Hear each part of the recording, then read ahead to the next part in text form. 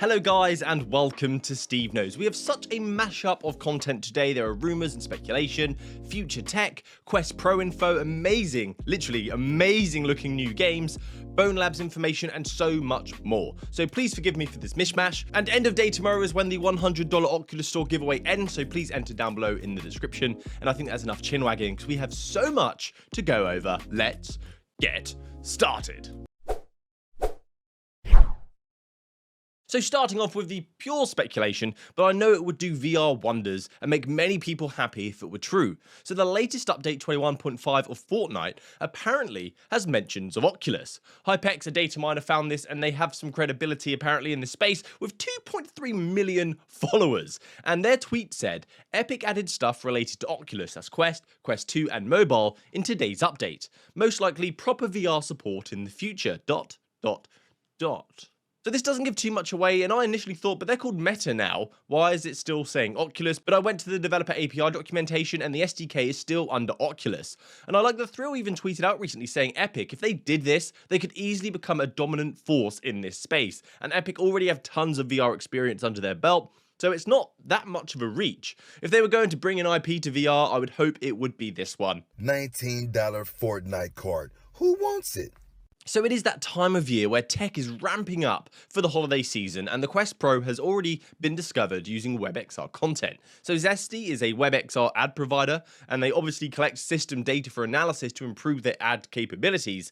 But they provided a shot of hardware that was accessing adverts through them, and in the last 24 hours, there looks like there was a Quest Pro that accessed 2 adverts. So the Zuck already confirmed that this device is coming in October, but the name, we've been calling it Cambria, and it looks like it's going to be Quest Pro, which is kind of what we expected. We're not idiots in the VR community. We already knew this, but almost slight confirmation. And while we're on the topic of Meta, there is a partnership that's recently begun between Qualcomm and Meta to create custom chips for the next generation of virtual reality hardware.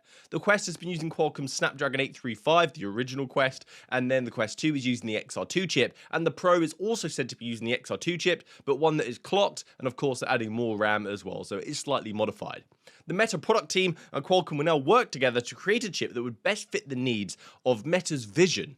But the chips will not be exclusive to Meta. So although they can't create something that will give them monopolistic power, they can create chips that are going to lead other companies down the route of the capabilities that they provide in that chipset. So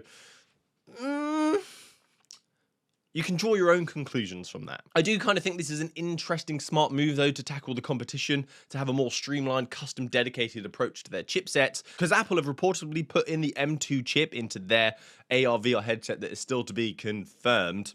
And that would be a big worry for Meta professional devices. We're going to have that battle between Android and iOS again in the VR space, so I guess Meta are controlling and pushing for a better Android chipset. And meanwhile, the PlayStation VR 2 is like, I'm here to tell you right now, we don't care. So we have a new game announcement which out of the gate piqued my interest when I saw a character designed like a moth jumping across alien world-like vegetation to hack and slash enemies. This game is called Mixture and it has a godlike view like Moss, but seemingly more action-filled. With a bug-like influence, this kind of creativity paired with this style of game looks like something I would love to play, and it also kind of reminds me of hack and slashes that I used to play on the 360.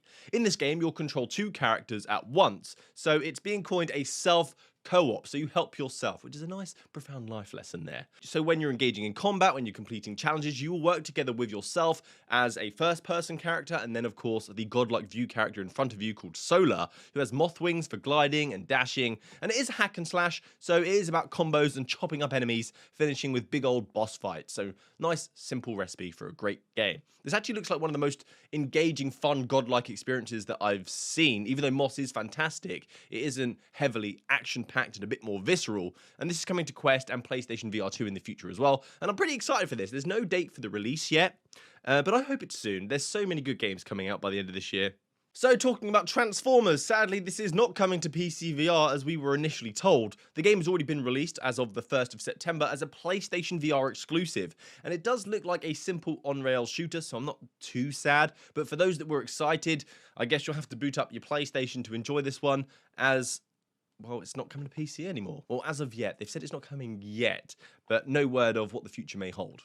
We also have Bendy, a new flat screen to VR mod coming. This is a game that has been described as a Disney fever dream coming from Baggy G, a VR community hero for his flat screen to VR mods. He's part of Team Beef, so you may know him from that. So Baggy G and Dr. Beef, they're often big names in the flat screen to VR space.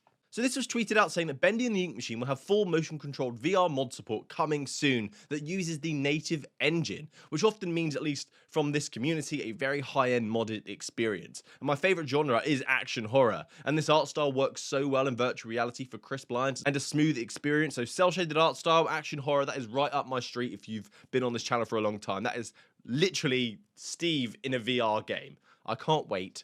I also want to touch on some Bonelab information that I think went amiss that's kind of amusing. So I'm just going to go through Brandon's tweets that he posted some information about Bonelab before the game's actually been released. So he has been hyping over the incredible new soundtracks, which really do make a difference in these games. I often think that we don't have that many epic soundtracks in the VR space that stand out like we do in the flat screen space. There's some really iconic pieces of music. So I'm eager to get some decent tracks, and I would love a vinyl of this soundtrack. That'd be kind of cool if this delivers. There was also mention of some body physics, because this game's going to have full body avatars, which you can customize, and at launch it won't have all of these features, but it will have avatar rig chest fatty tissue. So the soft body system will exist on the breasts of your characters, which I don't know. It kind of makes sense, but at the surface level, when you read that, it's kind of amusing. I can't help but giggle at the decision. But it plans to add the abdomen, thighs, and butt in the future as well. And there's also a menu for you to enter your body size in great detail. So your waist, your chest, so you can get a perfectly sized full body avatar and look in the mirror in VR and also be sad.